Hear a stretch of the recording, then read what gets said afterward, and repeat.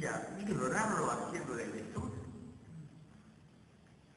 Si al mismo tiempo el guardia estaba distraído y a lo mejor el sacerdote y el maestro reían como solían hacerlo, pues entonces los que se apoderaban del poder eran los pícaros del pueblo y poco a poco, por contagio, su comportamiento se hacía norma común.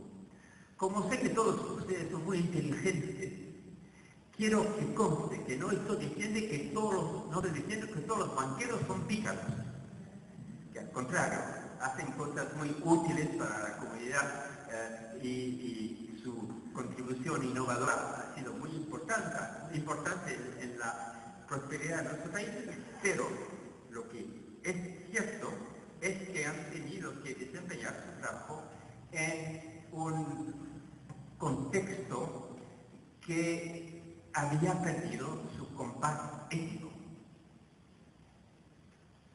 Bien, lo mismo pasó en la era global como en nuestros pueblos.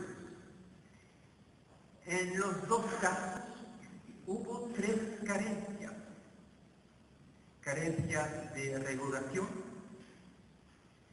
carencia de supervisión del sistema, el mundo, o el comunitario internacional, y en este contexto, carencias éticas.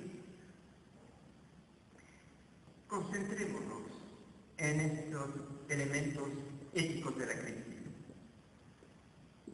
Se puede observar que a cada una de las etapas de la crisis de subprime y aún anteriormente hubo faltas éticas graves, íntimamente vinculadas a los errores técnicos o profesionales. Estas faltas han sido flagrantes. Es contrario a toda ética otorgar préstamos tan arriesgados a personas cuya solvabilidad está muy lejos de ser establecida, o de las cuales se sabe que no son solvables, pero se las atrae con todos los métodos que todos ustedes conocen. Pues esta falta ética vinculada a errores profesionales es central en la crisis del subprime. Como esta es central a la crisis que vivimos, vemos aquí a lo que me atrevería a llamar estos teólogos un pecado original. Pero hay muchos otros. Es contrario a toda ética vender instrumentos representativos de estos créditos sin hacer explícita su naturaleza y utilizarlos para hacer instrumentos monetarios aún más remuneradores, venderlos al público sin informar al público o de manera muy alusiva de sus riesgos reales, a veces sin conocerle sí mismo. Lo que digo son confesiones de amigos míos en la profesión financiera. Es contrario a toda ética para los inversores y las instituciones financieras de utilizar casi a ciegas, sin hacer su propio trabajo de análisis de los riesgos, utilizar las notaciones externas de agencias de rating que cuando se les trae delante de las Cortes de Justicia dicen que finalmente su opinión no vale más, no ha de considerarse más que la de la prensa financiera. Pero se las consideraba como la palabra última y la garantía total de todas las transacciones en el sistema.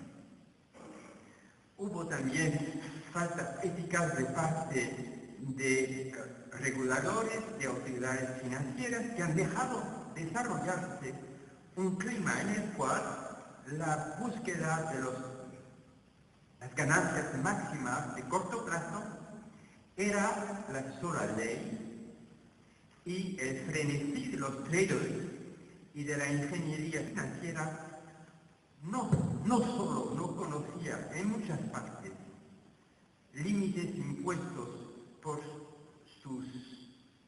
los gestionarios de sus empresas, sino que estaba intensificada por el sistema de remuneraciones cuyo régimen y cuyos montos eran un desafío a una sana deontología profesional. Y hay más.